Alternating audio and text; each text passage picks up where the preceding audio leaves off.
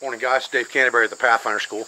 What I wanted to do today was I wanted to talk to you real quick about modifying your current knife, or your Mora knife in particular. We're going to talk about Mora knives to be a better all-around tool for you in a survival or bushcraft scenario. And the problem with a lot of knife companies nowadays, and even Mora has been guilty of it in the past, is they do not put a hard 90-degree spine on the back of their blades. It's rounded over, and a lot of knife companies do that. I think the main reason for that is because it's more comfortable when people put their thumb on the back of the knife if it's rounded and not squared. But you shouldn't be putting your thumb on the back of your knife anyway, unless you're doing some very, very fine carving tasks. So what your knife should really do is it should have a sharp enough spine on it that when you strike your ferro rod, it throws a shower of sparks with not a whole lot of effort. If it does that so you don't have to use the blade and compromise the blade of your knife, then you've got a worthwhile tool. And if it's a high enough carbon steel that it will strike sparks from the blade with a piece of flint, then you've got a better survival tool. And most of the Mora carbon knives will all do that. The problem with many of the Mora carbon knives is they don't have that 90-degree spine. The Mora Bushcraft Black is, in my opinion, one of the better all-around knives that Mora sells for a knife that's not full tang. And just because it's not full tang doesn't mean it's worthless. It just means you need a saw or an axe to be careful of how hard you're going to be batoning this knife and how big of wood you're going to process. But it has a good 90-degree spine on it, so it throws really good sparks off of a ferrocerium rod. That's great. The problem is, this is one of the only knives that Mora makes, other than the one that they make now with Light My Fire, with the fire steel in the back of it, that really has that good hard 90-degree spine. I have a Mora SL2 here that I've been carrying since probably 2007-ish, and it's been modified, like I'm going to show you today, to throw better sparks, but it still doesn't throw the sparks like it should. You can see that it will do the job, it will throw sparks, but I'm putting a pretty good amount of pressure on it to get it to do that. And the spine is just softer on this knife than it is on the Bushcraft. So you've got to take those things into consideration when you select a knife. Now this is my backup fine carving knife, but I'd still like to have my backup knife do most of the things that my regular knife will do.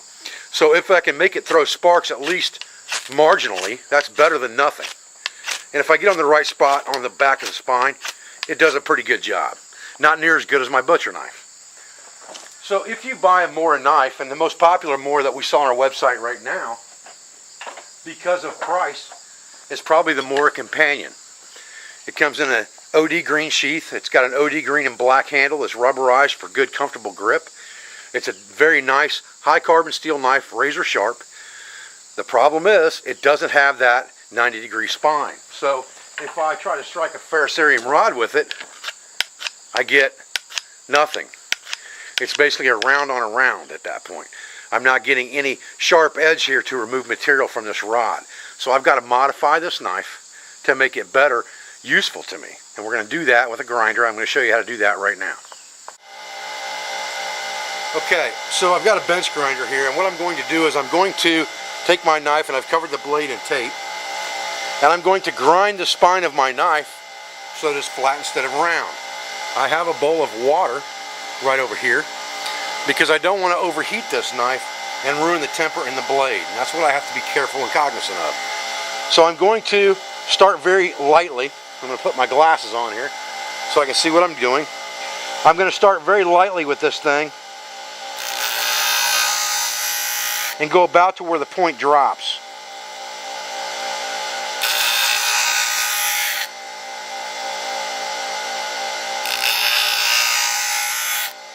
Trying to keep it nice and flat.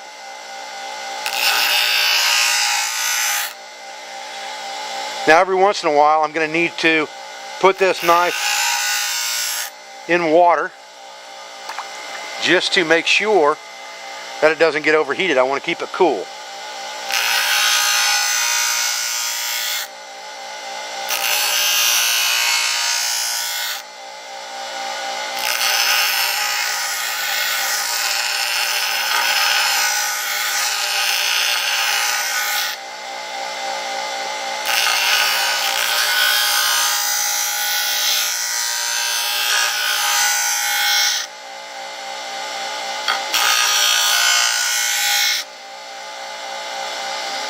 There we go. Now we're starting to get some edge built up on there,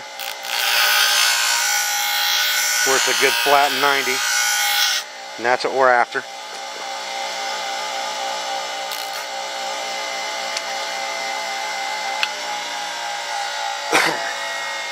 Now what we're going to do is we're going to take this thing and test it on our ferro rod and see where we're at.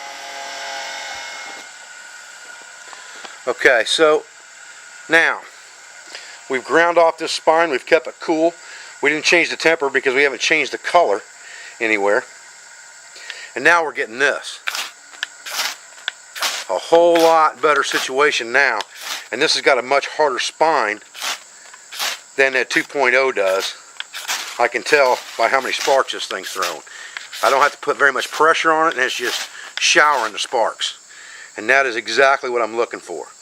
Now I have a good usable knife for bushcraft and survival. Not only is it going to be a good carving knife, it's going to stay really sharp. It's also going to be very good for use with my ferrocerium rod and or flint and steel for fire starting. Okay guys, so quick 2-minute modification to a $20 knife, and now we really got something worth having.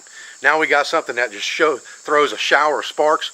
We know it's going to stay sharp. We know it's going to be great for carving, great for feather sticks, great for any fine tasks that we need to take care of, and we know it's going to be good for fire starting as well in the event that we have to use it for that instead of our main knife, or if it is our main knife. I'm Dave Canterbury at the Pathfinder School. I thank you for joining me for this video. I thank you for everything you do for me, for my school, my family, friends, sponsors, and affiliates. I'll be back with another video as soon as I can. Thanks, guys.